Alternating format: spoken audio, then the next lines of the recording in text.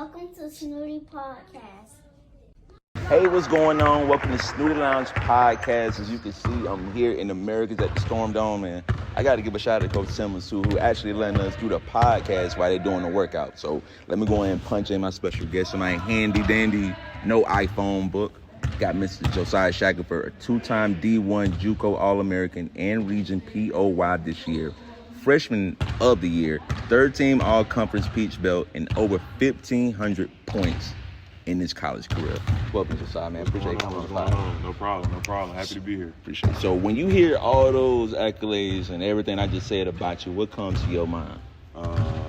Joy and happiness, because I know where I came from and know what it took for me to get to where I got to in those certain situations. So just bring me happiness and joy to know that I did all of that I can do to have a longevity career. Sure. So, and you from North Carolina, so how was it hooping in North Carolina when you was in high school, where you was at? Hooping in high school was good. It's great. It's always great talent out there. Great bump. I went to Word of God Christian Academy, so I played good talent throughout my whole course of the time I was there for my 2 years. I was good. North Carolina got a good bump. So, and then your first college you went to, when you down there in Florida, right? No, I was at Brunswick So, Community College. Okay, so what made you ultimately decide to go to Brunswick?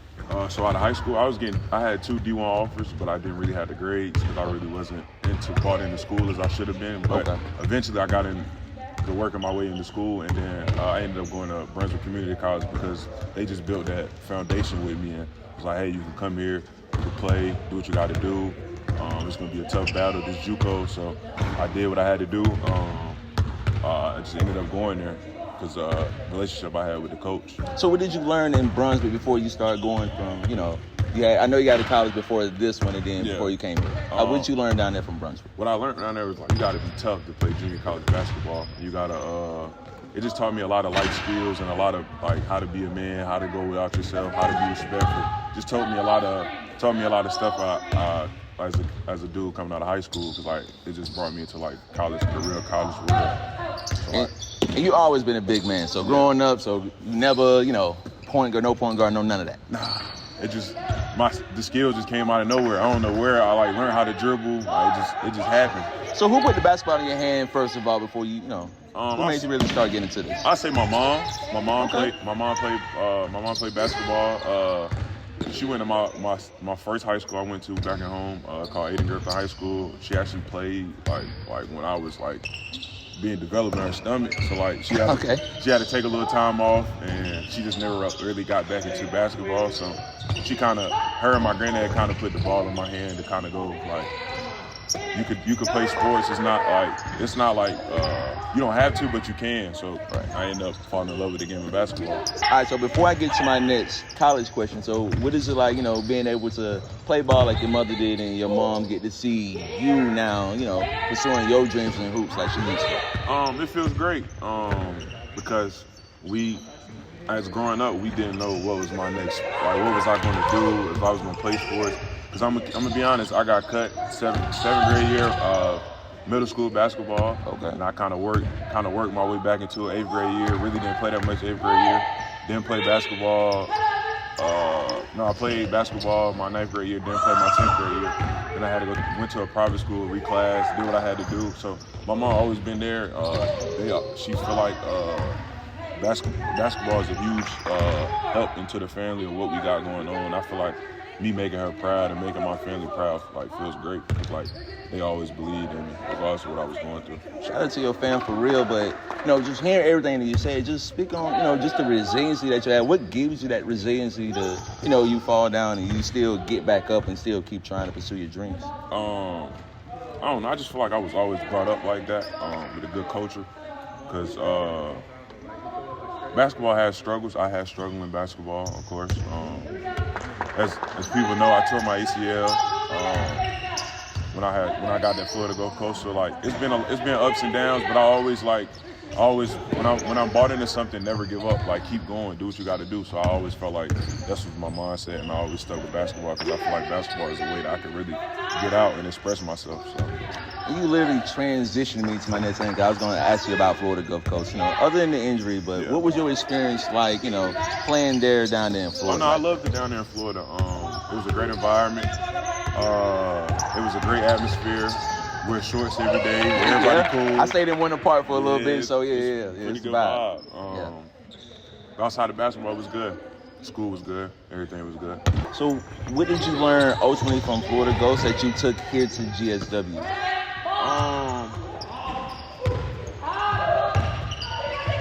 I wouldn't say I really learned nothing from Florida Gulf Coast because I already knew what type of environment I was getting myself into. But I wouldn't say I really learned or brought anything from there to here. Okay, so let's go ahead and talk about you here where we at GSW, averaging 17.7 rebounds, doing your thing. Every time I did a highlight, you always got some dunking and stuff. Yeah. But what ultimately did you come to a small town in South Georgia here in Americus in the cut right here? Yeah. Well, everybody knows the assistant coach Marcus Faison. He was my guy. He's been my guy for a couple of years. He was the assistant coach at Brunswick. So he kind of was we kind of was chopping it up throughout the season with what's my next move, because I know I wasn't staying up for the Gulf Coast because this wasn't a good spot for me basketball-wise. Okay. So I kind of chopped it up with him, was like, yeah, I'm going to come there.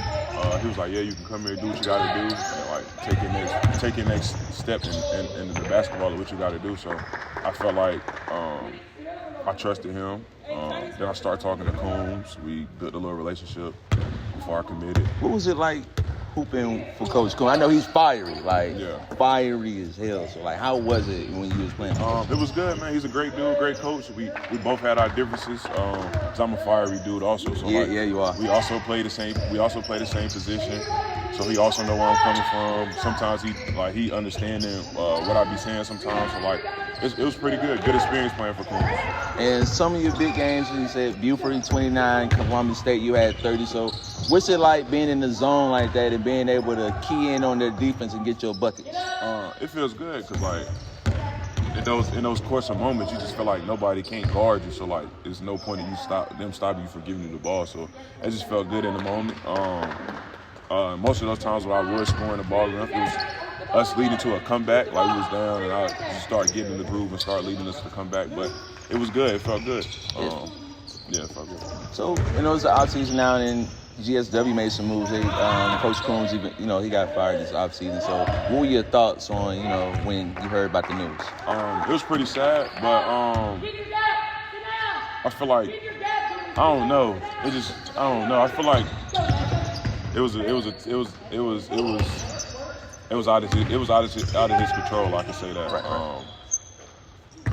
We kind of did what we had to do, but it obviously wasn't enough to keep him as a head coaching job. But yeah. For sure. So I mean, we talked off camera. You said you was gonna enter the transfer portal and go to a different college. So what was your ultimate reasoning of choosing to do that? There's a couple reasons going into that why I'm in the transfer portal and why I've been in there so long. First of all, like you just spoke on with Combs, that was my guy. So I feel like there was no point in me, still trying to stay here. He's not the coach. It was kind of my plan to come in here and kind of do what I had to do. Either the next step was really overseas. Okay. But then again, they passed that rule, so I have another year of eligibility. So there again, I will be taking advantage of that and trying to go to another school to pursue basketball. And the third reason I would say it was I don't know. I feel like I kind of did all I could do here. Yeah, I mean, you balled out this year. I ain't gonna cap. I feel like I kind of did all I could do. And I know you ain't gonna give me the team, but can you just give my Snooty crew just the conferences or what you're thinking about? Just at least the conferences. The American Conference, the SoCon Conference, the A10 Conference, ASUN, Sun Belt, around those four conferences, fall conferences. Okay. And I also did a little research on you. My handy dandy Instagram. I ain't gonna cap to you. I saw you also have an NIL deal. Mm-hmm. So how did that come about? Getting an NIL deal. So can you put on like other athletes who may be trying to do that? I got you. So he, Trevor Harris, he reached out with DeVore Sports beginning of the season.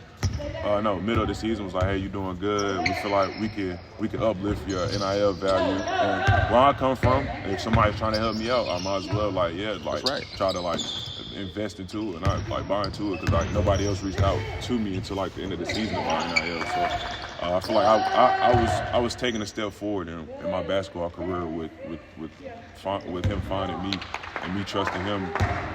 But he found me off of me doing what I had to do.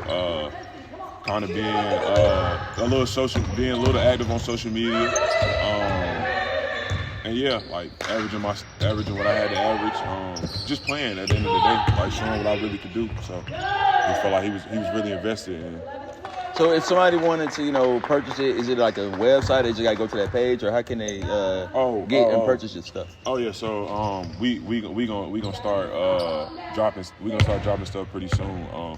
As you know, I got my Believe shirt on. Okay. JS is my initial, so stuff will get dropped soon. And everybody, this is Student Lounge Podcast, and I'm here with the big man, Josiah Shackleford, who I think I probably could score 2 points if we played to 100 or something like that. But I kind of want to get to some current event questions. I know you watch ESPN, I watch ESPN, and there was a coach from Denver who got fired today, and there's only 5 games left in the season. What are your thoughts on that? It's crazy. I feel like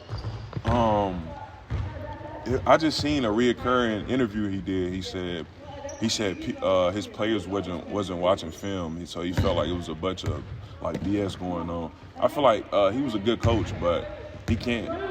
When teams don't have success with those good players, they try to blame the coaches, and I feel like that was one of those decisions where they try to blame the coach. Okay, so transition to the rest of the year. Who do you believe is gonna win actually the NBA championship? Who you got?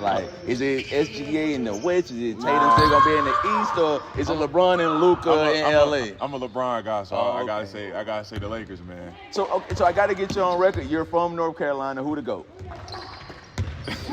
I'm just saying. I'm looking straight at the camera. I'm just curious. People from North Carolina would say Michael Jordan. Who do you say, Mr. Parker? Shackleford. I would say LeBron James. Why? How come? LeBron. Because LeBron he been dominating the league since he was a rookie. Okay. We ain't seen nothing like he's going on 40. Right. So we haven't seen greatness like LeBron right now. So going into next season, when you find the college you're going to choose to and play for, what are going to be your goals for that season? I'm gonna try to work hard. I'm gonna try to keep playing my game. I'm also try to be like an All-American again. Because the end goal of all this to be a professional. So that's like the G League, the NBA, overseas. I'm gonna try my best to achieve those goals throughout this next season. So everybody who may be confused, power forward or center you play? I play power forward. So if you judging top 5 power forwards, you ain't got to put them in position. And I'm going to keep saying, I believe Anthony Davis, healthy, is the best power forward who ever graced this court. What do you say to that? I would say Anthony Davis isn't better than Dirk Nowitzki. Shout out to Davis' birthday. I see in the back. That's his GOAT, man. Who else you got? Who was your top 5 spectrum? Tim Duncan. Okay. Kevin Garnett. Yes. Anthony Davis. Yeah. Would you consider Giannis Antetokounmpo? Of course. Okay. And as far as center positions, I kind of like your takes on this NBA spectrum. So would it be safe to say Joker is already a top 5? Yeah. So people really don't like that debate because they be bringing up people from like the 70s and I feel like Joker will destroy them boys. My top 5 centers. There we go. Shaq. Right. Here we go. You got Hakeem Olajuwon. Yeah. You gotta go Joker. You gotta put. So players like Wilt and all them is just back burners, and like Hakeem Olajuwon. I respect Hakeem. I throw Hakeem in there. Okay. I throw Wilt in there too. If people find me the footage of him scoring 100 points. Well, you're gonna keep looking for that.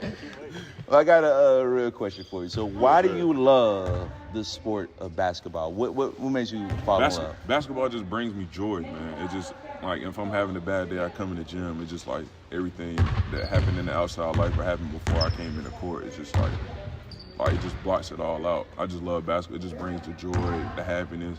My family just see me doing something productive, like, because a lot of people from my area just be like in the streets or like just doing negative stuff with their life. And I just feel like them seeing me do that, it's just like it brings the happiness and joy to myself. It's like I'm achieving something. So I feel like basketball will always bring happiness and joy to my life. So somebody who, look like us, we both got locks, and I got tattoos. You have tattoos too, and I was in my industry and you hooping. So what would you tell somebody who may look like us, who may think like you can't look like us and be in the field that we in? Now you definitely can do it. I would tell people to kind of look what I've been through, kind of look at my story. I've been through a lot. I feel like people that really want to go get it should go get it, regardless of like what you look like, what kind of hair color you got, anything. Like if you really love what you love doing, go after it. And then if somebody asks you, like, who is Josiah? Like, who Josiah Shackleford is? Who would be the answer? I'm a good dude, man. I just very passionate about what I do. Highly spoken kind of guy, highly character kind of guy. Just one of those type of dudes. And before I let you get out of here, any shout outs? And do you have any questions for me? Shout out my family, man. I love y'all. How'd you feel about our season, man? Why did you feel like it went the way it went? You've been to a couple games, you've seen it. I just feel that, honestly, it wasn't enough cohesion between the teams. And then you was the primary weapon. Yeah. And I forgot the other player who was like y'all shooter. Lars. But it just seemed like it was 2 against 5 most of the games. I mean, you had some players who came in and tried to do their things, but it seemed like if you couldn't get it going and if he couldn't get that shot going, where were the points going to come from? And I believe that was the biggest issue for y'all this season. 100%. But I do appreciate you coming on the pod, problem, man. Good to be here, Josiah, man. And this is New Lines Podcast. We out. Welcome to Snooty Podcast.